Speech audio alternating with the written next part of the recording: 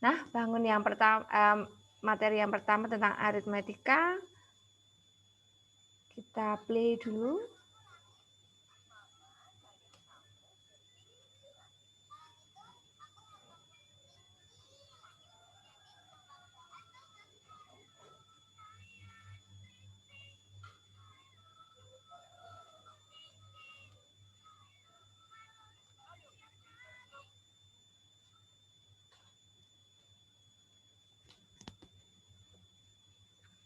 Soal yang pertama, jika P menyatakan besarnya modal usaha yang dikeluarkan dan Q menyatakan besar pemasukan yang didapat, maka hubungan P dan Q jika usaha tersebut dikatakan rugi adalah, nah ini ngomongin rugi dan untung ya. P itu uang yang kita persiapkan atau modal usaha kita. Q adalah pemasukan. Yang dikatakan rugi itu jika besar modal kita itu lebih banyak dibandingkan pendapatan yang kita dapatkan. Itu yang dikatakan rugi ya. Ketika modal kita lebih besar dari pendapatan atau pemasukan yang kita dapatkan, itu namanya rugi. Jadi P lebih besar dari Q, itu dikatakan rugi. Nah, ini dikatakan rugi. Tetapi jika modal usaha atau uang yang kita keluarkan pertama kali itu lebih kecil dibandingkan dengan pemasukannya, maka kita katakan untung. Untung itu terjadi ketika harga beli lebih kecil dari harga jual, itu juga dikatakan untung.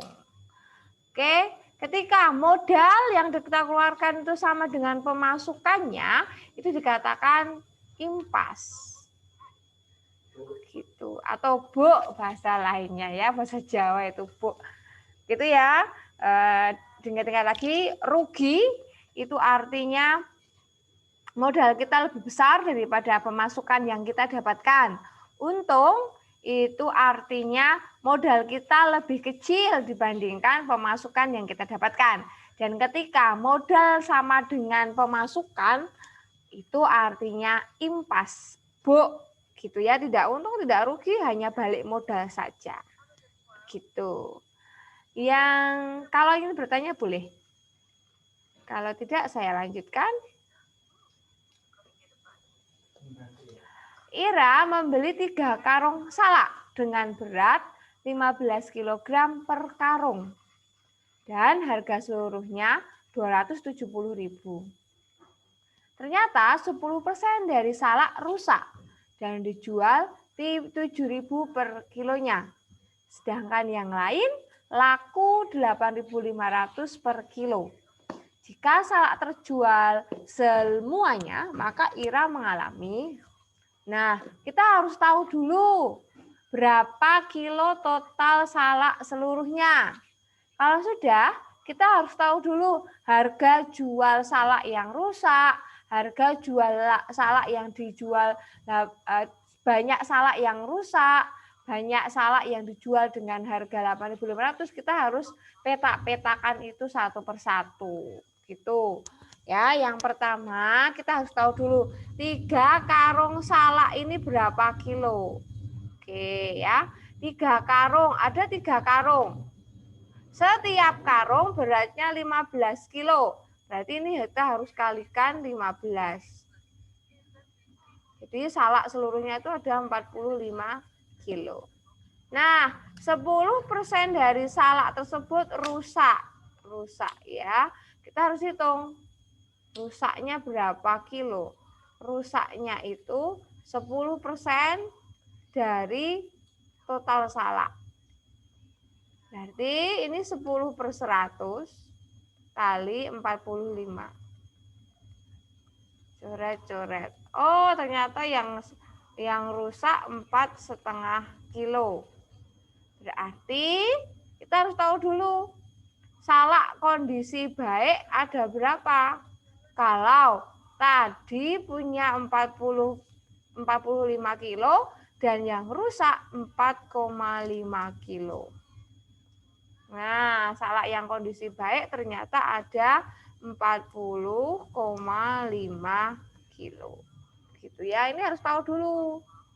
Kalau sudah, kita harus hitung nilai harga jual per kilonya ya. Yang rusak itu 7 kilo, berarti harga jual yang pertama kita kalikan 4,5, ini yang rusak, dikali 7.000 gitu ya. Nanti kita hitung harga jual yang kedua yang kondisinya baik 40,5 kita kalikan 8.500. Tuh.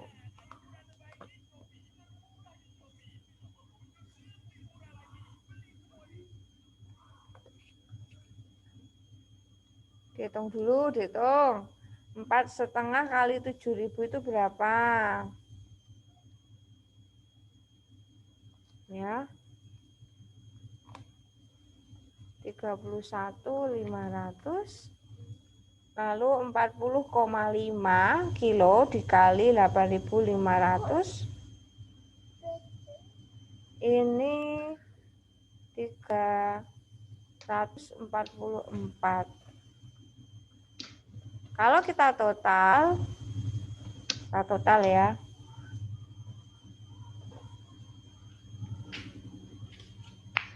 375.750. Nah, harga jual seluruhnya, harga jual dari salak yang rusak ataupun yang baik itu 375.750 rupiah. Nah, sedangkan kita belinya itu hanya 200 ya, modalnya hanya 270, dijualnya 375. Ini dikatakan untung, pasti untung. Seberapa untungnya? Kita mau cari untung. Untungnya itu kita dapatkan dari harga jual dikurangi harga beli. 375 kita kurang dengan 270. Ya. 105.750. Nah, ini yang benar. Untungnya 105.750. Begitu. Boleh dicatat dulu, boleh di screenshot. Boleh.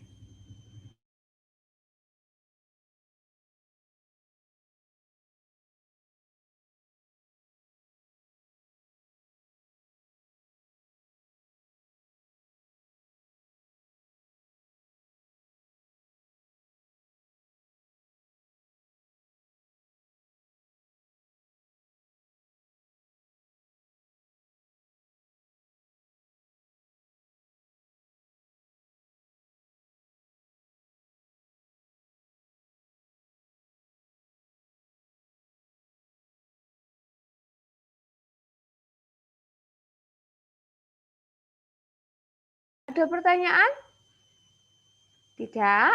Saya lanjutkan ya.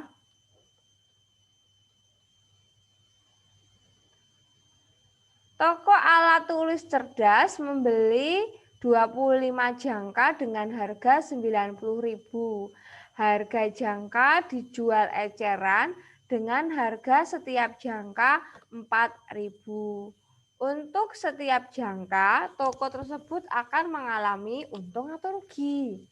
Nah, karena di sini dikatakan untuk setiap jangka, artinya kita harus tahu dulu harga beli satu jangkanya itu berapa. Ya, itu satu jangkanya itu harga belinya berapa. Harga beli satu jangka. Kalau 25 jangka itu 90.000. Nah, kalau satu jangka berapa? Kita tinggal bagi saja. 90.000 dibagi 25. 3.000 Tuh ya, satu jangkanya. Ternyata dijual dengan harga 4.000. Nah, ini untung atau rugi? Kita lihat, harga belinya hanya 3 ribuan, dijualnya 4.000. Itu artinya besar modal, lebih besar, lebih banyak dibandingkan harga pemasukannya atau harga jualnya. Ya, harga belinya kurang dari harga jual. Berarti ia dikatakan untung. Begitu. Seberapa untungnya? Untungnya kita cari dengan mengurangkan harga jual dan harga beli. 4.000 dikurangi 3.600.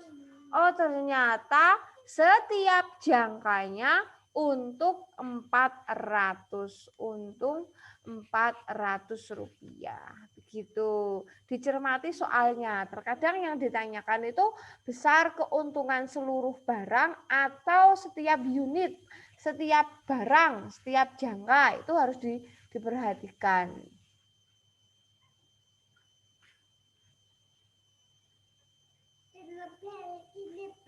Ada pertanyaan? Saya absen dulu hari ini. Ada 4 anak. Oke. Mas Afel, Mbak Ellen, Mas Rendra, Mas Satya. Saya absen. Tentunya dapat nilai lebih lah ya. Mas Afel, Rendra, Helen, dan Satya.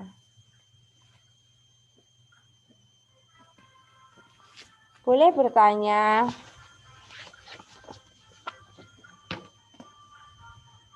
Tidak ada yang tanya. Asik lah, luar biasa. Sip. Lanjut. Lanjut ya. Sebuah sepeda motor dijual dengan harga 10 juta. Jika penjual mendapatkan untung 25%, maka harga belinya berapa? Nah, ini ada rumus. Rumusnya itu harus diingat-ingat ya. Kita bisa mencari harga beli dengan cara 100% per 100% ditambah untungnya. Nanti dikalikan dengan harga jualnya. Oke, 100% per 100% ditambah untungnya 25 dikali harga jualnya 10 juta. Kan ya, berarti ini 100% per 125 dikali 10 juta.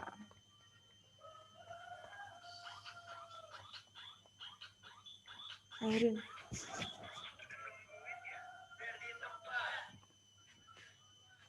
Berapa hasilnya? 1000 dibagi 125. 8 ya. 8. Itu 2, 3, 4. Ya, 8. Ternyata ini hasilnya 8 juta.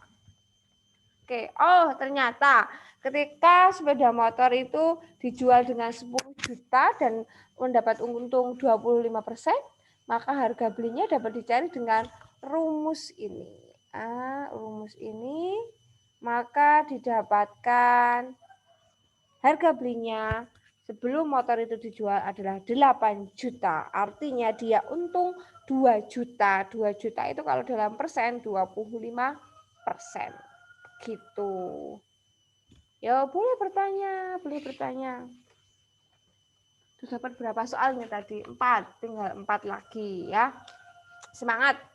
Semangat untuk PTS. Semangat. Tidak ada yang tanya?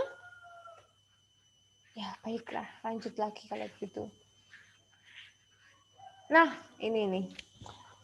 Ada jenis barang sepatu dan tas. Harganya itu kalau sepatu 150.000, kalau tas 95.000. Ada 4 toko yang menjual sepatu dan tas dengan barang yang sama, tetapi memberikan diskon yang berbeda-beda. Kalau di toko A, diskon sepatunya 20%, diskon tasnya 5%. Tetapi berbeda dengan toko D. D itu diskon sepatunya 5%, tasnya 20%.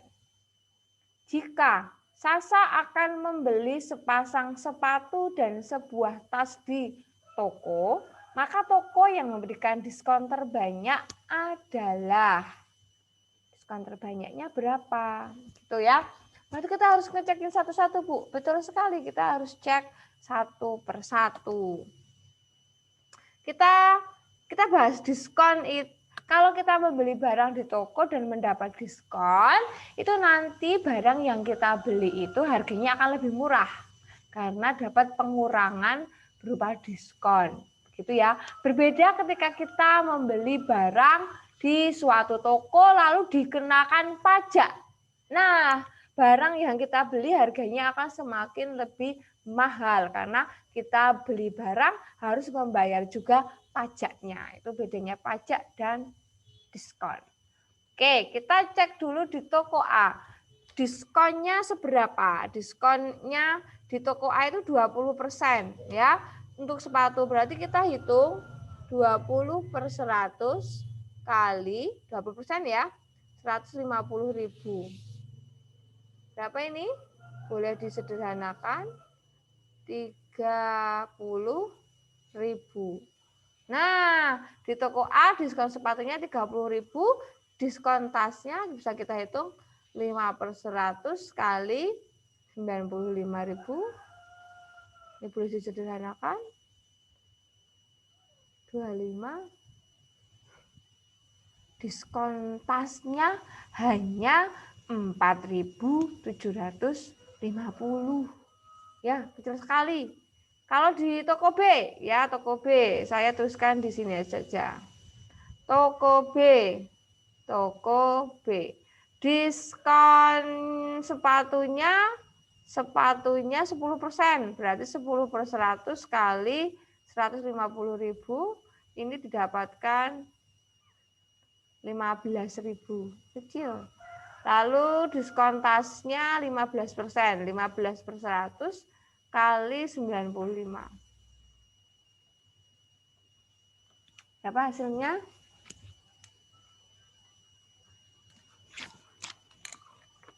Saya coret-coret 95 kali 15.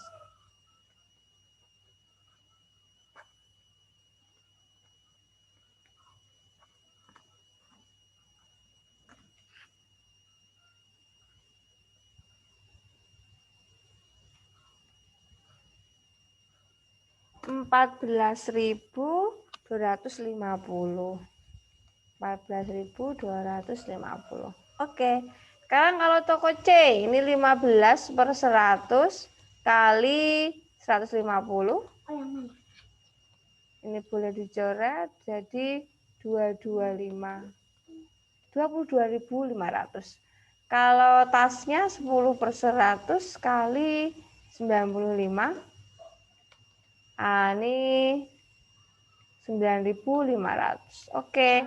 Sekarang ke toko D. Toko D ya, di sini enggak apa-apa. Toko D.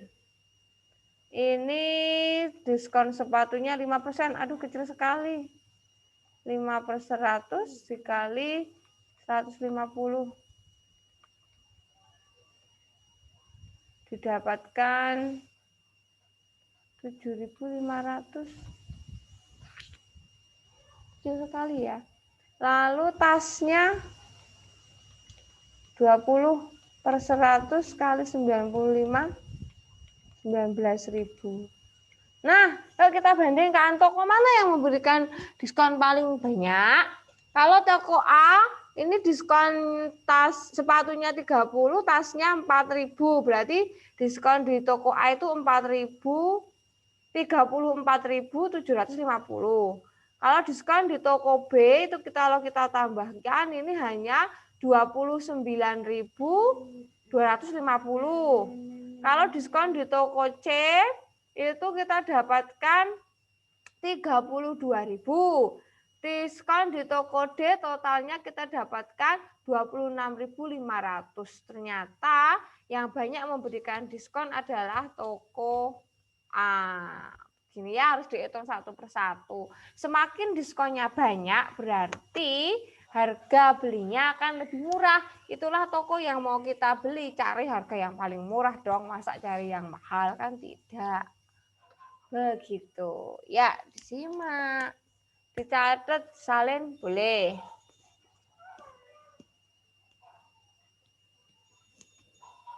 Kalau mau bertanya, silahkan.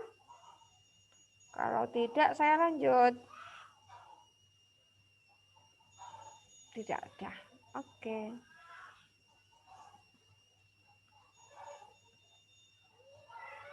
Pak Handoko menyimpan uang sebesar 4 juta di sebuah bank. Bank tersebut memberikan bunga tunggal sebesar 18% per tahun. Jumlah tabungan Pak Handoko setelah 10 bulan adalah. Nah, kita menabung di bank tentunya akan mendapatkan bunga, gitu ya. Kalau mau tahu jumlah tabungan seluruhnya, berarti kita harus menghitung dulu berapa bunga yang diperoleh selama 10 bulan. Nah, kita hitung dulu. Hitung dulu bunganya. Bunganya itu diberikan 18% per tahun.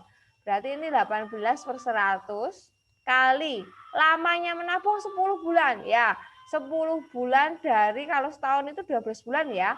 Berarti 10 per 12 dikali modal awal menyimpan di bank. Nah, seperti ini. Boleh kita sederhanakan. Bagi 100 dibagi 100. Ini bagi 4 hasilnya 3, bagi 4 hasilnya 1. Bagi 3 hasilnya 1, bagi 3 hasilnya 6. Kalau kita kalikan 6 kali 10, 60. 60 kali 10.000 adalah 600.000. Nah, bunganya 600.000. Nah, jumlah tabungannya kita tambahkan. Modalnya 4 juta ditambahkan dengan bunganya 600.000. Totalnya 4.600.000. Ini mudah sekali ya. Saya yakin kalian pasti bisa. Tinggal menghitung bunga, lalu dijumlahkan dengan modal, ketemu jumlah tabungan.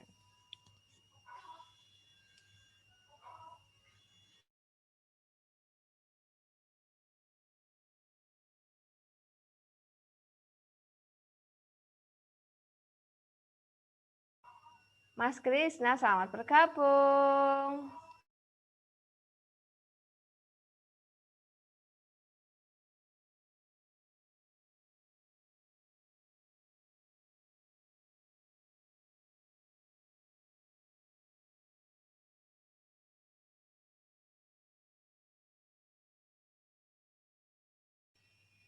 Kalian anteng sekali hari ini, nggak ada yang tanya. Oke, saya harap kalian benar-benar paham ya. Saya lanjutkan. Mira menabung uang sebesar 5 juta di koperasi. Setelah 6 bulan, jumlah tabungannya menjadi 5.025.000. Maka persentase bunga per tahun adalah, per tahun ya ini ya, hati-hati persentase bunga per tahun. Kita hitung dulu bunga yang didapatkan dalam 6 bulan. Dalam 6 bulan. Ya, kita kurangkan 5.025.000 dikurangkan dengan 5 juta. Jadi bunga yang diberikan bank selama 6 bulan adalah 25.000. Nah, untuk mencari persentase bunga, kita tinggal membuat Rp 25.000 per 5 juta dikali ya 12/6. Dari mana ini Bu? Setahun itu 12 bulan. 6 itu karena dia menabung selama 6 bulan. Baru kita kalikan 100%. Oke, ini bisa kita sederhanakan.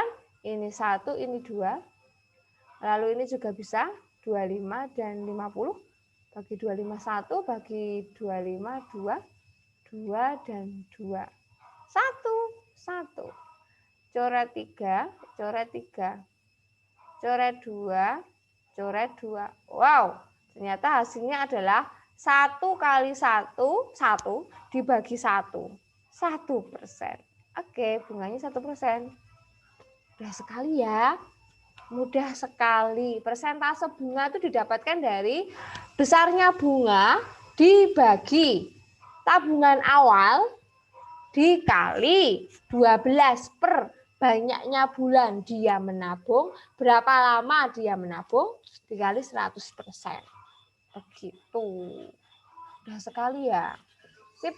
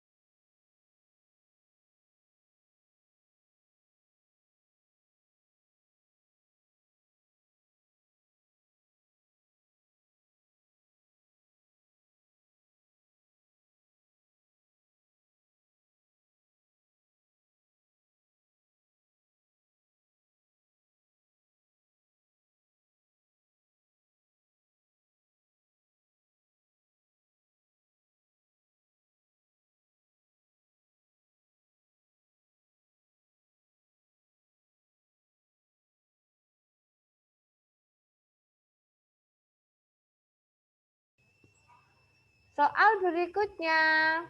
Rumah makan kulinerku memberlakukan pajak pertambahan nilai kepada setiap pembeli, semua jenis makanan dan minuman. Suatu hari, keluarga Sinta berkunjung ke sana dengan membeli 5 porsi makanan dengan harga per porsi 13.500 dan 5 minuman dengan harga 2.500 setiap gelas. Berikut ini pernyataan yang benar adalah karena ini dikenain pajak, kita harus ngitung dulu total seluruh belanjaannya, baru bisa kita menghitung pajaknya. Itu ya. Untuk makanannya ini kita beli 5 porsi ya. 5 porsi dikali 13.500. Kita bisa hitung 15 nyimpen 1. Ada 25 nyimpen 2. 15, 17 nyimpen 1. 67.500. Lalu minumannya dia juga pesan 5 dengan harga 2.500. Berarti ini harganya 12.500. Totalnya berapa? 0, 0, 0, 1, 8. Oke, total makanannya harus total biaya makanannya 80.000. Nah, apakah membayarnya 80.000? Tidak, karena kita harus menambahkan PPN-nya. Berapakah besar PPN? Biasanya PPN itu sebesar 1% dari total belanjaan kita. Jadi PPN-nya 1/100 dikali 80.000. Harga jadinya 800. Nah, biaya makannya 80.000. Pajaknya 800, berarti yang harus kita bayar adalah 80.800. PPN itu 1%, iya 1%. Itu ya. Kalau PPN-nya itu dikenakan 10%, berarti ini pajaknya menjadi 8.000. Itu ya. Dari pilihan ganda, besar pajak PPN dibayarkan 8.000. Oke, benar. Ketika PPN-nya ini 10%, pernyataan A ini benar. PPN yang dibayarkan 6.350, bukan. Uang yang harus dibayarkan keluarga Sinta 80.000, bukan. Jelas lebih mahal dari 80.000. Uang yang harus dibayarkan keluarga Sinta 72.000, bukan. Jadi yang benar ini ya. Dengan sekali lagi catatannya PPN-nya sebesar 10%. Gitu. Ada pertanyaan? Ada pertanyaan?